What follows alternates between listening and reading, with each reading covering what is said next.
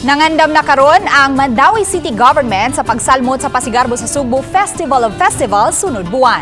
Ang report ni Nico Sereno.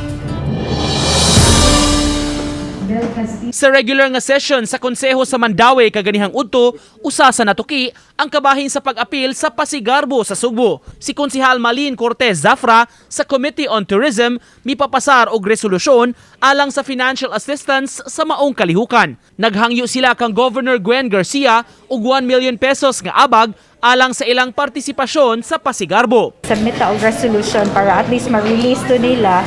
Unya mo na currently ang city nagkuan sad ta nga muput up ta og budget for that. So we're also asking DepEd kung naabasad sila. I-highlight sa Mandawi City ang Panagtagbo Festival o Panagtagbo sa Senior Santo Niño, Birhen sa Guadalupe ug Senior San Jose nga mahitabo sa syudad.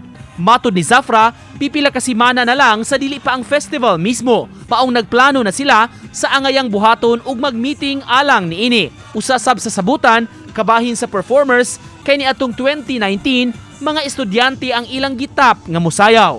Pagkaibaw na to nga moapil ta sa Pasigarbo, ato man gi-open for submission for mga choreographers kung kinsay gusto nga kanang mo tabang sa Mandawi ba. So mauna mag-meeting me this afternoon to check sa kung kinsay nakolate sa ato ang tourism office kung kinsay mo apil. Uban ni Godfrey Relien, Nico Sereno, Balitang Bisdak.